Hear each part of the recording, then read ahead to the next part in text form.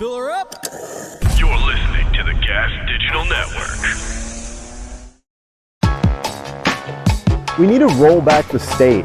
We spy on all of our own citizens. Our prisons are flooded with nonviolent drug offenders. If you want to know who America's next enemy is, look at who we're funding right now. Every single one of these problems are a result of government being way too big. You're listening to Part of the Problem on the Gas Digital Network. Here's your host, Dave Smith.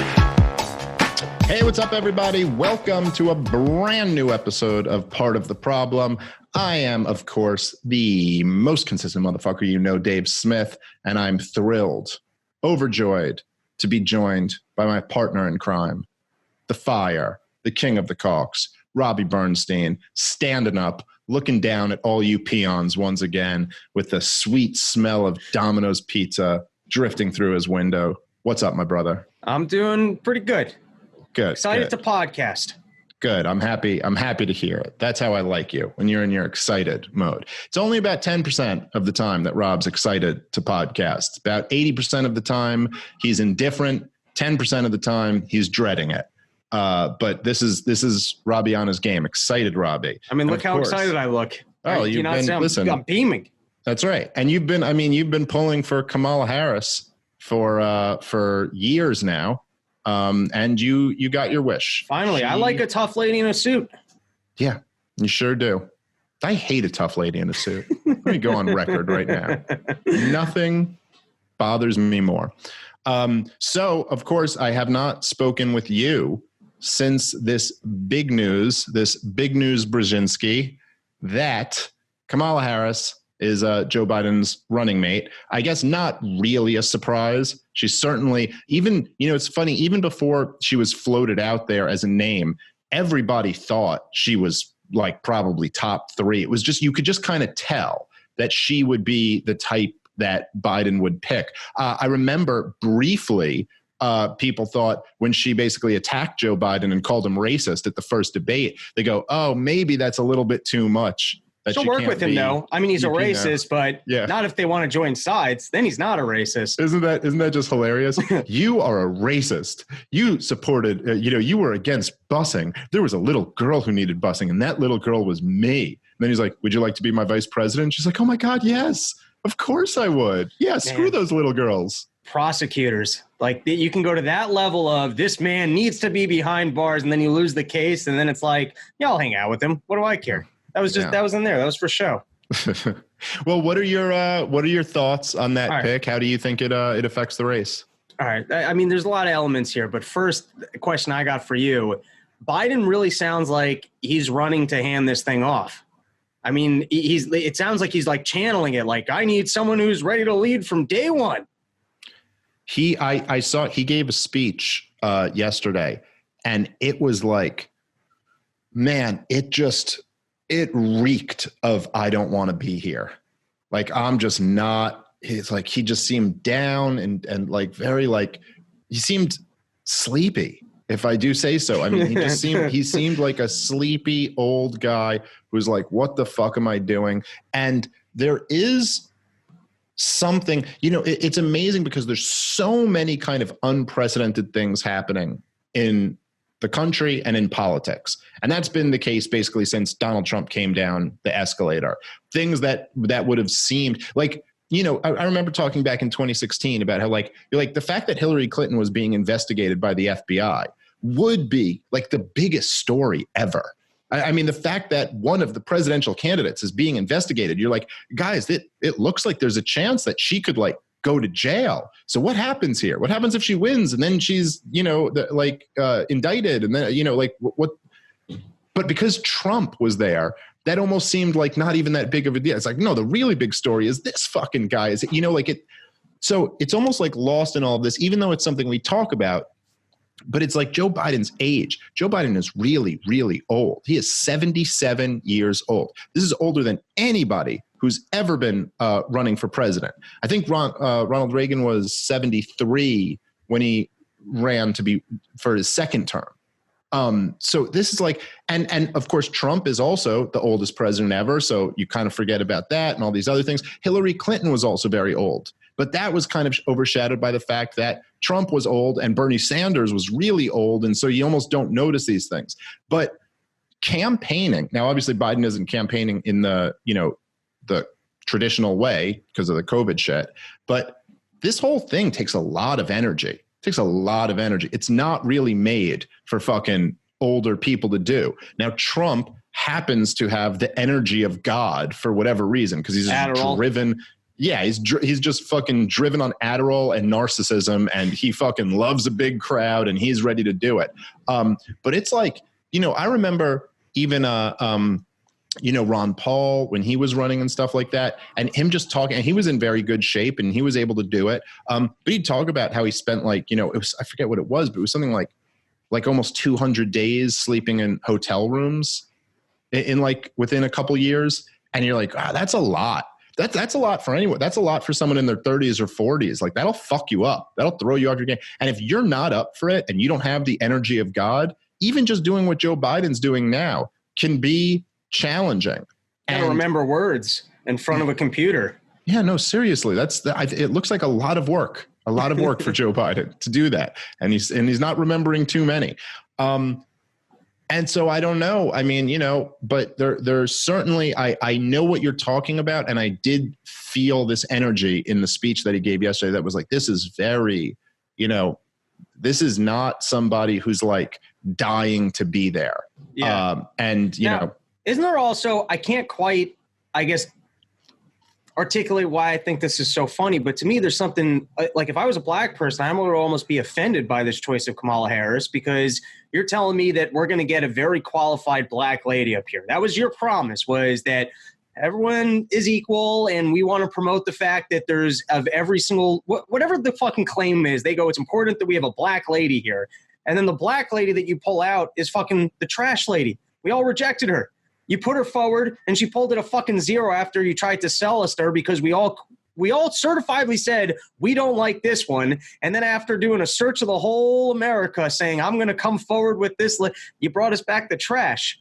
Yeah, it's this. I was talking about this a little bit on the last episode with Scott Horton, but there's something about it that's it's like, I'd be offended. Okay, this is the inspirational model. Right. There's no college professor out there that the system's managed to overlook that would have been an incredible individual. Right. It has to be someone within these three choices, and it has to be establishment, banker, approved, candidate.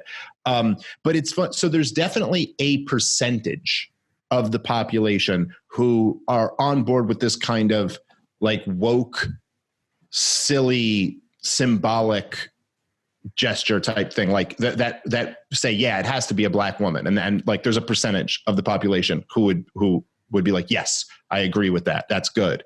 But you do start to ask yourself, like, what percentage of the population is that?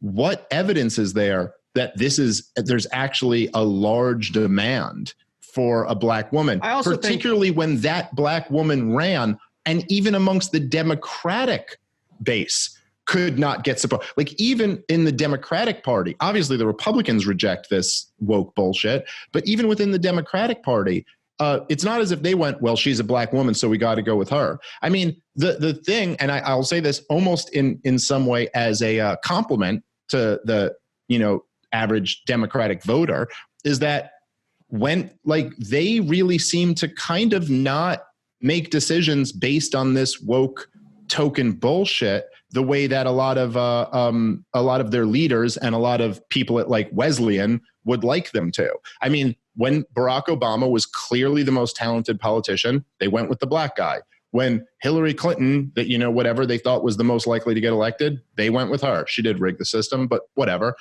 So they went with a woman, they went with the black guy. And this time around, they had a black guy in what's his name? Cory Booker. They had a black woman in Kamala Harris. And they just didn't think they were the people. So they went with Bernie Sanders and Joe Biden as their front runners. So it doesn't seem like there's really any evidence that the majority or anything even approaching the majority of Democratic voters really care about identity first and then the person second. Yet Joe Biden still comes out and goes, I care about identity first and the candidate second. I'm not seeing any evidence that this is a politically wise decision. All right, let's take a quick second. I want to thank our sponsor for today's show, which is Sheath Underwear. This is my favorite underwear. I am wearing a pair of them as I speak to you fine people right now. It's the summer. It's hot and sweaty out there. You might be walking around dealing with some issues downstairs, perhaps some sweaty, sticky situations. Well, this is what you need, Sheath Underwear. It's the softest, most comfortable boxer brief I've ever worn. Really high quality material, just feels great. Just makes you feel good about yourself, makes you feel good about the world, actually gives you hope that we might solve some of the world's problems. It's got a pouch that separates everything, and just, it sounded kind of weird to me at first. I was like, I don't know if I'm going to like that, but I've never felt freer and more liberated as a human being. This is huge for the summer, especially if you're outside or you're working out or you're in any type of sweaty environment. Now, for some of you that might not be interested in the pouch part, I still recommend Sheath because you can wear it like any other boxer brief as well, and it's just a crazy comfortable pair of underwear. And one more thing, they look good. Sheath makes it look like you're doing a little bit better than you are, if you know what I mean. Anyway, go to sheathunderwear.com, get a pair of the most comfortable underwear you're ever going to own. And if you use the promo code PROBLEM20, you'll get 20% off your entire order. That's sheathunderwear.com, promo code PROBLEM20. All right, let's get back into the show.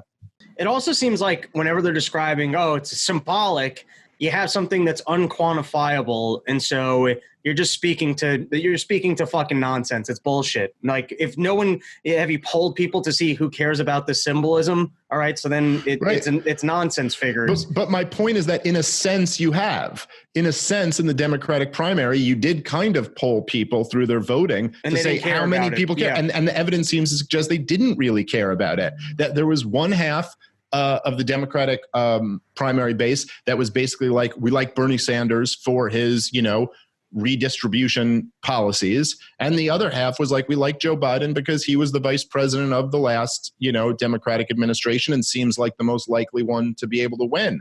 None of them, it was like, if you took all of Kamala Harris's support, all of Cory Booker's support, all of, I don't know what other candidates of color were there. I think there was a couple others. There was that guy, the Castro guy, who's a Latino. You took all of their support and combined it didn't equal 10%.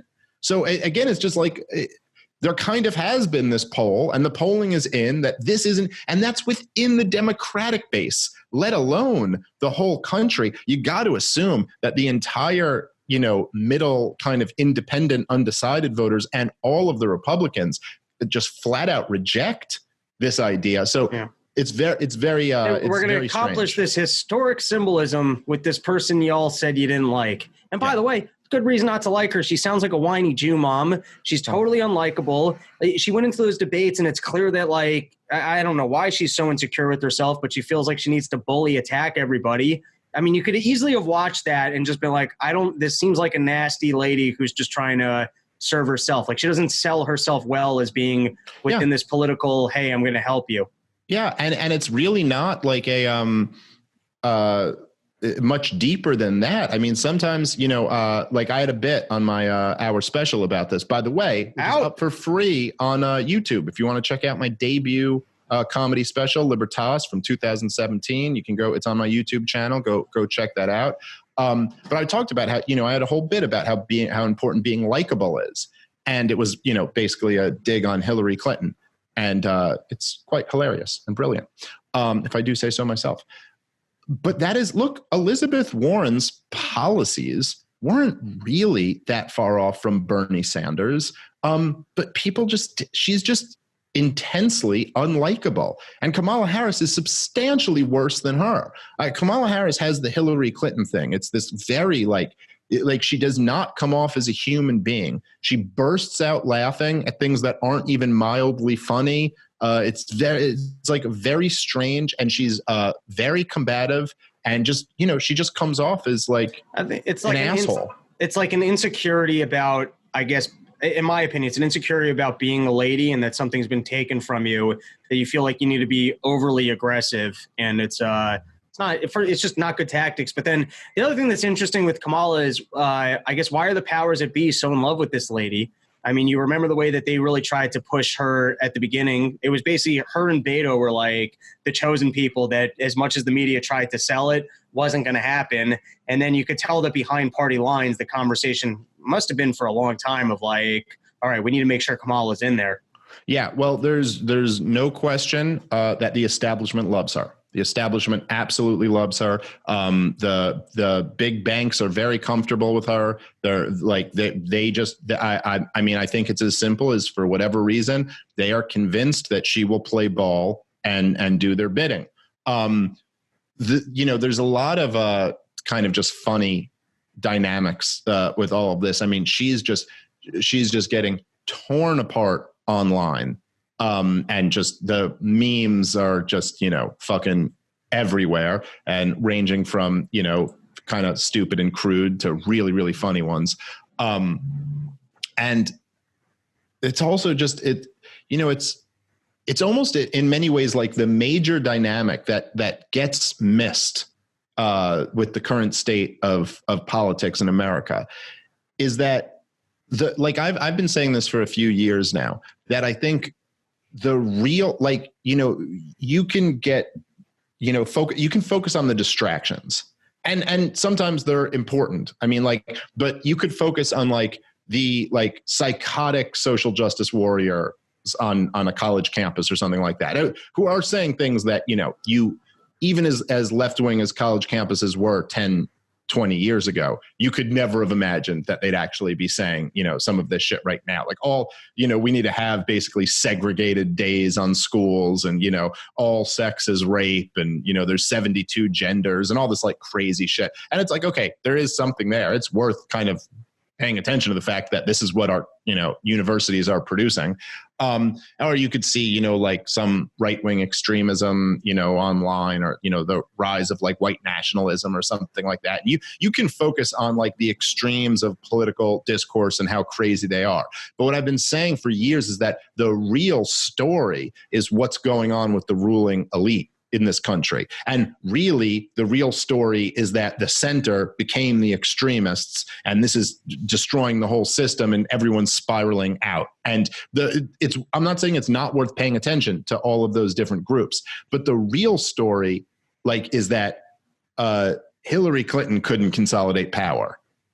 That she had to rig the primary against Bernie Sanders, and then she lost to Donald Trump. The fact that Donald Trump took out the Bush family and the Clinton family, that's the real story. And again, in this past election, the real story is how much trouble Joe Biden had sewing up the Democratic nomination, and how, all of these people who you were talking about, as when the media tries to put them forward, this is our next guy. Beto's the guy. He's got the it factor. Or, Kamala Harris is the woman. She's she crushed in that debate, and they're just not able to sell these people in the same way that they used to be. They can't do it anymore. And there's something really profoundly interesting about that. And I got to say, I think that's almost what's been on my mind as you see, just these memes and these people just destroying Joe Biden and Kamala Harris online. There is no more, or there's certainly much less reverence for public servants and people who have spent a life in public service and the corporate press. And it's they just are not able to roll out the red carpet the way they used to be. And so it's really changed the dynamic. And now, even when there's some journalist who's Kamala Harris is an excellent pick, and this is a great job. Right underneath her, you just see all of these people shut up, you're a cunt, and it's really undermines the whole fucking system. I mean, I understand it's not great for it says something bad about our society that we're so shitty to each other, but there's also a positive in the fact that it just undermines the establishment's narrative, and they're not able to control the conversation the way they used to be. There's also just something really funny about the fact that with all of these Black Lives Matter protests and all of these shit, the team is a fucking lifelong drug warrior and a fucking cop. That's who the Democrats have put up. And it's just, it's almost hard to believe. Yeah, it's going to be interesting. I don't know. You're more, you probably have more information on this than I do of Kamala Harris's drug record. And also, the other thing that's interesting is I think Biden's going to hurt himself to the point that he goes, hey, she can lead from day one. It's pretty easy to point to what's going on in California right now and going, is this really the policies and government you're looking for the entire country? Sure. Well, there's definitely that's definitely a good point. And also just the fact that Joe Biden is like, I feel like more and more people are realizing Joe Biden isn't going to be president. And I don't mean that in the sense that he can't win. I mean that if he wins, he's not going to be president. Like right. He cannot form a coherent sentence. He's not going to be running the show. So now it becomes almost like Kamala Harris is running for president. And we already saw what people thought when Kamala Harris ran for president. The more I'm thinking about this, in many ways, I think that this was a disastrous pick. And I think this might have shaken up the election and it might give it to Donald Trump. I'm not convinced of that yet, but I think there's a very good chance. I think that, again, like to the point that you said before, right, which I didn't really have a great answer for. Like you were like, why is it that the establishment loves Kamala Harris so much? And my answer was just like, well, the fact that they love her is evidence that they're convinced she'll play ball. That's pretty much all I can say about that. But obviously, right, I mean, there's no question about this. A lot more Democrats would have been happy with Bernie Sanders being the VP, right? Like Kamala Harris and Bernie Sanders both ran for president, and way, way, way more people wanted Bernie Sanders. So that will there's no question that would get the progressive base more fired up than she will. So it's not clear that it's a particularly good pick on those grounds. And so it's just, it becomes this thing like, and by the way, it also should be mentioned, that she was nuked out of the presidential campaign by Tulsi Gabbard, and that footage is still out there. And so I think in a weird way, they're caught in this strange position where, so progressives are going to have even the type of people who, like the woke lefties who do think, oh, there should just be more women of color in positions of power, even they're going to have a tough time with Kamala Harris being the one for them. That's why they didn't go for her in the primary, because I mean, the issue of the day is, like defund the police, Black Lives Matter, all this shit. And this is somebody who's got a track record of locking black people up that you can't ignore. Now, so that's the thing that makes libertarians hate her, and it's the thing that makes the left-wingers hate her. But then they're also in this weird position, right? Where, so she basically was like a real tough prosecutor, locked up thousands of people for nonviolent crimes. But then when she starts running for president, of course, she starts talking that woke lefty shit. So now she's talking about legalizing pot nationwide and, criminal justice reform and all this shit. But so now you kind of almost get the worst of both worlds politically, because no one really believes this bullshit. But then the people who are like pro-police, anti-pot, they look at you and you're running on the opposite. So they're like, fuck you. So I just wonder if this isn't potentially a disaster that hands Trump a huge, huge advantage, maybe even hands him the election. Yeah, it could be like Sarah Palin. I think Sarah Palin definitely cost whatever the fuck that Warhawk's name was. I can't even remember his name. All right, guys, let's take a quick second. I want to thank our sponsor for this show. It's a brand new sponsor, and it's a different kind of sponsor than we normally have. It is the Jordan Harbinger Show, which is a podcast you really should be listening to. I know that every day somebody tells you just have to listen to some podcast, and you say sure, and then you never end up listening to it. Don't let that happen here. Jordan's show, which Apple named one of the best of 2018, is aimed at making you better informed, a more critical thinker, so you can get a sense of how the world actually works and come to your own conclusions about what's happening, even inside your own brain. Each episode is a conversation with a different fascinating guest. And when I say there's something for everyone here, I really mean that. In one episode, Jordan talks to a hostage negotiator from the FBI who offers techniques on how to get people to like and trust you, which sounds useful and disturbing at the same time. It's kind of good to know these techniques so you can read them when other people are trying to manipulate you with them. Another episode tells the story of a cinematographer who discovered a lost city in the jungle and made one of the most important archaeological finds of the century. And there's a whole bunch more stuff like this, just really, really interesting topics, really fascinating guests. I really enjoy the show, and I think you will as well. Search for The Jordan Harbinger Show. That's Harb as in boy, IN as in Nancy, GER on Apple Podcasts, Spotify, or wherever you listen to podcasts. And I think you're really going to enjoy it. One more time, that's The Jordan Harbinger Show. Make sure to check it out.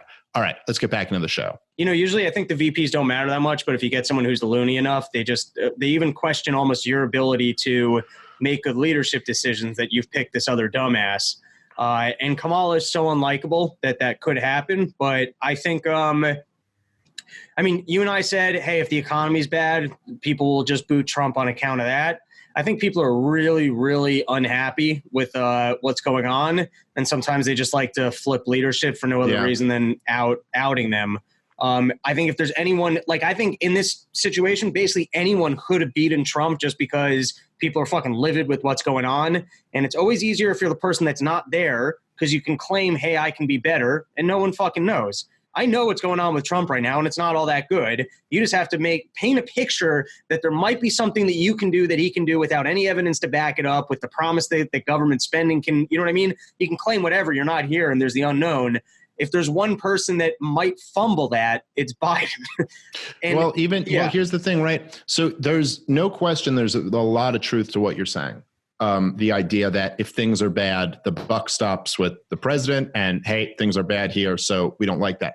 What's unique about this situation, what makes it particularly difficult to analyze, is that while that is true, there is a very reasonable argument that Trump can say, it's all these Democratic governors who did this to you, and I'm the one trying to open the economy, especially when people are desperate to open the economy. He was never here's why that doesn't work. He was never clear enough in going, hey, the governors can't do this. And I think part of no, that's true. Listen, you're absolutely right about that. Trump fucked up by declaring the national emergency to begin with, by doing all. If Trump should have positioned himself against the lockdowns and should really strongly take the position that we should never have had them and we should end them today. That would be much better politics, I think, and just the right position. Yeah, he would have been fighting the media the whole time, saying that, you know, the President Trump is out there killing people, but that gamble might have. They're going to do it anyway. They're going to do it anyway. The gamble would have paid off when we got to month now 7, and people were like, "Oh, these governors aren't helping me, and they're taking away my freedom." So he would have had to have gotten hammered for a long time until we got to here. But I think part of what people want to see from a strong president, and this is against what we would want, but.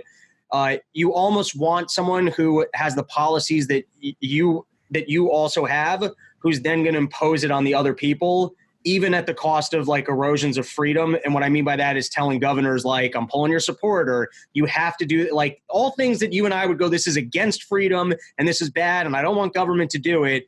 If people want to see that from a strong president. And so when you got what's currently is just chaos of the guy being weak and being like, I don't know that I agree with them, but I'm not going to do anything about it. Everyone hates that. Yeah. Yeah. Well, I'll say though, I really wonder, and I don't know. But in a lot of ways, you got to think that there's quite possibly, Joe Biden in his speech the other day, he said that if he were president, he would, I forget if he said he would mandate it or he said he would, make all the governors mandate it or something like that. That he was saying that we mandate that every American has to wear a mask outdoors for the next 3 months. That was stupid. For 3 months, you have to wear a mask.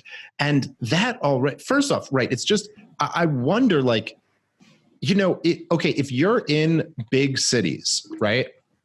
Like, what I know is in New York City, you look around, almost everybody's wearing a mask when they walk down the street. This is not the situation in most of America. And most people in America don't want to wear a mask all the time. The other thing is that it's really stupid. The idea of forcing masks when you're outside, Did you see his there's language? really no science to back that up. Oh, no, I'm sorry. I'm wrong in what I was about to say. Oh, no problem. That's the quickest you've ever caught yourself for being wrong. So I'm impressed. You're on your game today. I told you I was excited.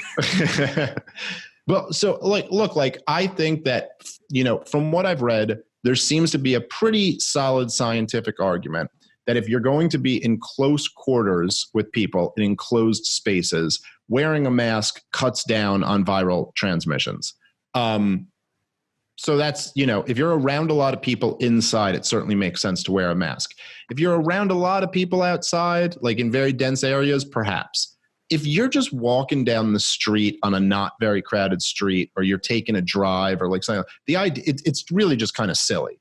There's no science to it at all. It's just kind of making you feel better. And in many cases, making people feel superior.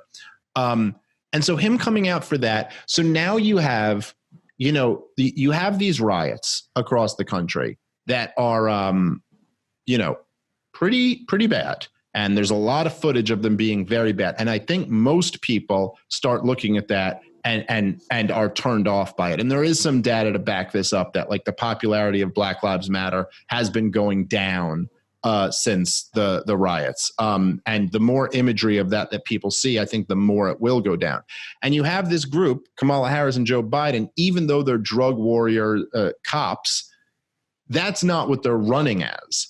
They're running as, apologists for this whole movement. And so the mix of that, plus saying I would shut down more and I would make everybody wear masks and all of this stuff, I just wonder if they might be really pushing a lot of that old mythical silent majority toward coming out for Donald Trump. And I certainly, look, man, like I can't support Trump. I have my limits, and he's pushed way past all of them. It's like first off, I can't support anybody who's continued to prosecute the war in Yemen the way he has. I just that in itself is too much for me. I can't support anybody who's added as much spending in 1 year as he has. Like I legitimately think this shit's going to destroy the country, and I'm not going to support someone who would do that. I definitely not going to support Joe Biden or Kamala Harris. But I got to say, there is part of me that would like to see a resounding message sent by the American people saying we are over the mask insanity, we're over the lockdowns, and we're over the fucking riots and the crime. And the other part of it that's really, I think the more that this gets publicized, the more it's going to really drive normal people away. And I don't know. I could be wrong about this. Part of this might be wishful thinking on my part. But if you look at some of their policies that they're pushing, this is not like any of the Democratic policies of the past. They're pushing this thing about low income housing in suburbs, because like it's racist that they only have them in the city. And so we need to take nice suburbs and make sure that there's low income housing there too. How are any of these like suburban soccer moms going to be on board with that? Have you seen what they're doing in the Upper West Side, where I lived until very recently? They have 3 hotels that the city has paid. They're paying them like $200 a night to basically turn into homeless shelters. So just flooding the neighborhood with homeless shelters. And there's been a number of them who are like on the sex offenders list. Also, just to speak to that point. So at the same time, you got Cuomo saying, hey, I need the rich people to come back to New York City and spend money here. And they're also depreciating most people's primary asset, which is if you own a home. If you own a home, for most people, that's the major investment that you made in your lifetime. Yeah. If you're a person who lives on the Upper West Side and you own an apartment, it means you've probably been there for 40 years. You probably invested about $1 million in it. Now it's probably worth like 2 or 3. That is your fucking investment. There is absolutely nothing worse that the government can do than start letting homeless people run rampant in your neighborhood and depreciate your property value. I mean, what could government possibly do to you that could be worse than creating policies that depreciate your investment? Well, I'll tell you, Rob, I mean, look, I agree with what you're saying, but I think what's worse than that is just that a lot of these people have kids. Like, you have kids who are going around. Yeah, but if your kid gets diddled and your house value is going up, I mean, there's an equation here. But you know what I'm saying? I mean, it's really like, this is no joke. Like, and I know a lot of people who still live in the Upper West Side. They all say they've seen like homeless people shooting up, jerking off, peeing on the streets, like all this stuff. Yeah, no, they said it's awesome. They're like, dude, you got to come back. No, but I mean, look, man, when you got kids, I just wonder. I go like, there must be still a decent percentage of reasonably normal people who are like, we don't want this. Like, no, I'm sorry. Like, it's just not. And it doesn't mean that you don't have some like humanity. It doesn't mean that you don't feel bad for homeless people and mentally ill people and drug addicts and things like that. But no, I don't want them living near my children. That's like more important to me. I think I speak for the vast majority of parents when I say that.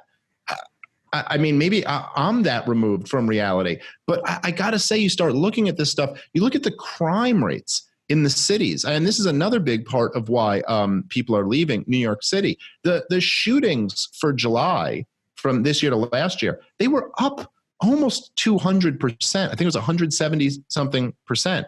I mean, now, okay, most of this is still happening in the fucking, in the hood. And so nobody cares about it because evidently those Black lives don't matter. But still, there's something fairly creepy about this. And there are these incidents that like there was just a stabbing on 72nd Street. It was right in the Upper West Side the other day. I think there were actually 2 stabbings there. This is like a new thing that the irony, I guess, that I'm getting at is that even though Kamala Harris and Joe Biden have what you could call a law and order, tough on crime, kind of track record, they're not running on that shit. And it kind of opens the door for Donald Trump to really run on a law and order platform. And you wonder if this doesn't have, like 1968 Richard Nixon election style shit written all over it. Like, there's these riots, there's this political chaos, and someone could just come in and say, hey, no more of this shit. We're going to have order. And I just think it's possible that could be a big opening. We should start a new movement called All Black Lives Matter. And we shame Black Lives Matter because apparently they only care about some Black lives. And we're trying to make sure that the world cares about all Black lives. Yeah, there you go. We should start it up. All Black Lives Matter. Nah, I can't even get it out of my mouth. It just doesn't feel right. As a note, all lives matter. It's a very small percentage of lives matter. We all know that. Very small percentage. Most of them, you're just here to drink Bud Light and hump. That's all.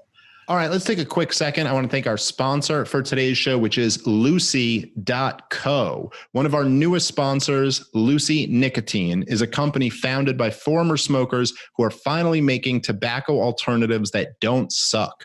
The summer of 2020 is the time to get healthy, get rid of your cigarettes, unplug your vape, throw out your can of dip, and get Lucy nicotine gum and lozenges that actually taste great, delivered directly to your door. I can tell you guys, they are by far the best nicotine alternative products I've ever tried. And I've tried several. And normally it just, they taste disgusting. They make you nauseous. They make you not want them. Lucy nicotine gum is actually really great. If you're trying to quit, which we all want to do, make sure you take advantage of this offer at Lucy.co. This is the real deal. A subscription to Lucy comes directly to your door each month. It's simple. In a time when groceries are delivered to your door, Lucy's got your schedule covered. They're there every month. You don't have to worry about it, think about it. You don't have to go out and look for it. Comes right to you. Use the promo code PROBLEM and you'll get 20% off their entire store. You can even do a trial order of gum for just $4. Basically just shipping and handling, and you get your first trial order. So go to lucy.co. That's lucy.co and use the promo code PROBLEM at checkout. Get rid of your old cigarettes, get rid of those vapes, and make your life a better life with Lucy nicotine. All right, let's get back into the show. So again, it's going to be interesting to see how all of this plays out, but there is something to the fact that, he picked somebody who is polarizing, who is intensely unlikable, and who's got something for everybody to hate. And you got to look at this like, again, they'll have these forecasts like Nate Silver and those type of people who will be like, okay, these are the odds. And they're saying it's like 71% chance or whatever that Joe Biden gets elected. But that's what they're saying about Hillary Clinton too. And you just wonder as things get closer here, how is this all going to play out? And if, so how much can that shift in a single debate, and when is that debate going to happen? I mean, you saw what happened to Bloomberg. He got eaten within 3 minutes of a debate. You just need one good debate from Trump, which is his strongest asset, and Biden's weakest asset. So we just need one good fumble fest, and that's the end of Biden. Well, it is a pretty important point. I mean, traditionally, when I say traditionally, I mean every other election, like every election since 1960 to 2016, the debates, the televised broadcast debates have been the most important thing. And Biden and Kamala Harris are both terrible. I mean, they're both just awful at debates. Biden just survived the debates, he would like kind of collapse into But that was himself. Also the only reason he survived them was because there were 15 people up at the same time. And so he can mostly sit in the background. And when he did come forward, he said stupid, dumb shit because he's Joe Biden. And also when he got attacked, it was kind of evenly spread out.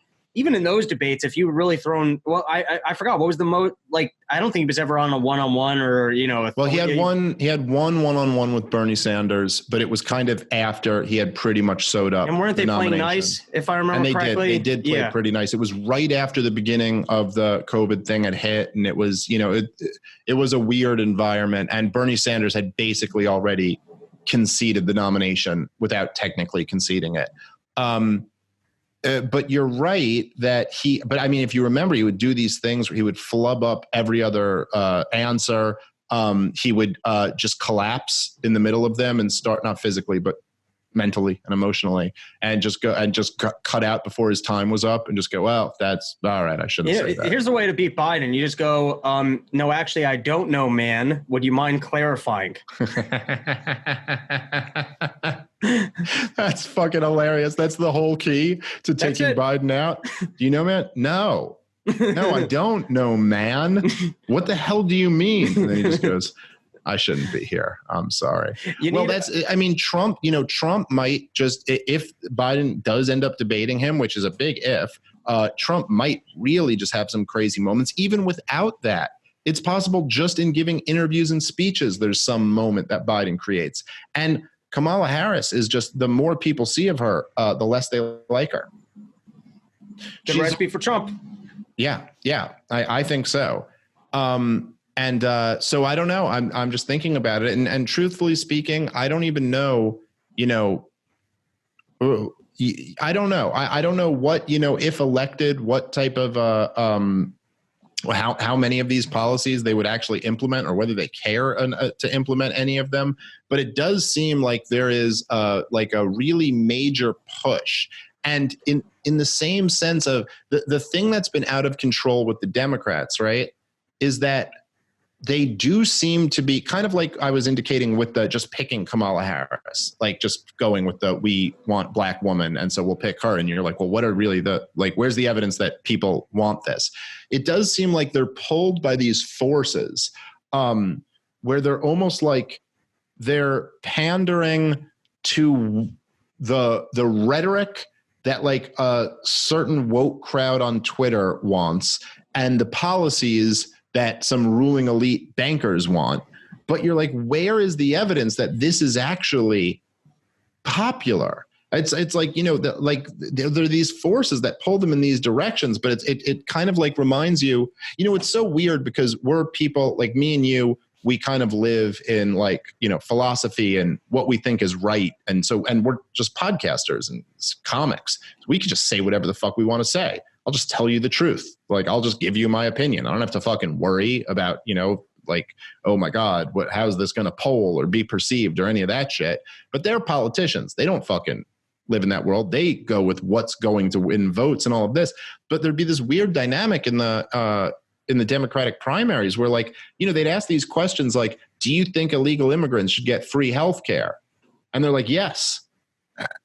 And you're like, I mean, you guys have to know that this is wildly unpopular. You're for illegals getting free health care. You're for reparations for slavery. You're for late-term abortion. You're for, like, all of these issues are losing issues with the public. And it's weird. Like, how many of these do you think you can take before the public who doesn't like these ideas will reject them? And by the way, it's not a rhetorical question. I don't really know the answer either. It's maybe they can get away with all of it, but maybe not. Just maybe.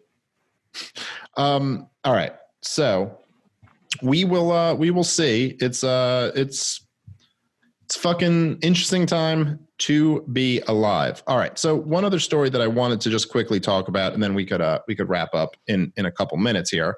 And the story is about this guy, Kevin Kleinsmith, who was an FBI lawyer.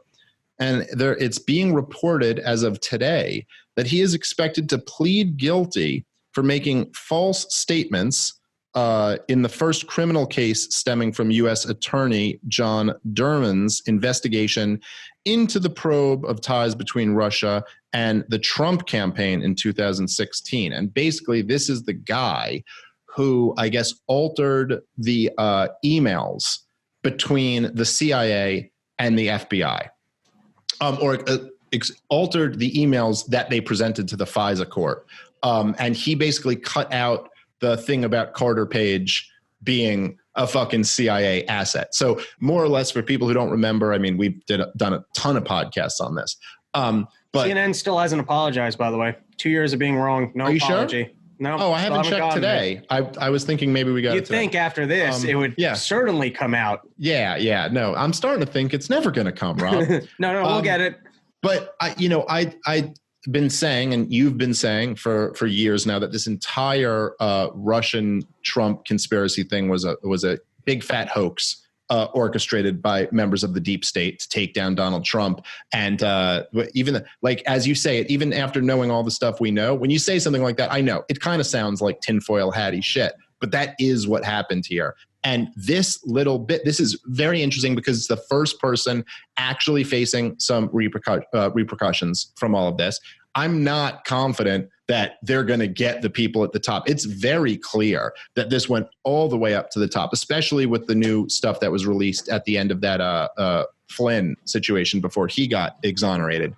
But this went all the way up. It's not just that it was like, Clapper and Comey and Brennan. We're talking Biden, Obama, Susan Rice. The very top of the administration was all implicated in this. And anyway, this is the first person that's paid. That's paying for it. I'm not, optimistic that the big guys are ever going to go down. I think this is what happens. Someone becomes the fall man. But what this guy did is a really crucial, revealing, and fascinating detail of the whole hoax.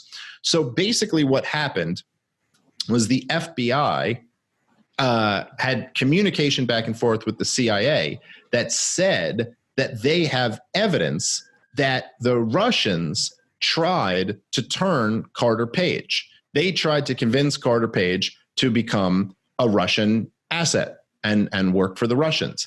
And the CIA goes, no. Carter Page is a CIA asset. And we know that the Russians made him this offer because when they made him the offer, he came right back to us at the CIA and told us that the Russians made him this offer and asked us what we wanted him to do. Because it turns out Carter Page was more of a patriot, and I don't mean that even in the good sense of the word, but he was more of a patriot than he was a traitor. And so this right there, if this whole thing wasn't a bullshit hoax, would be where like the FBI that you're taught about in school or that the general public is supposed to believe in, the noble FBI, their response there is, oh, shit. So we had this wrong. So we had this wrong. And it doesn't, it turns out that none of this is true.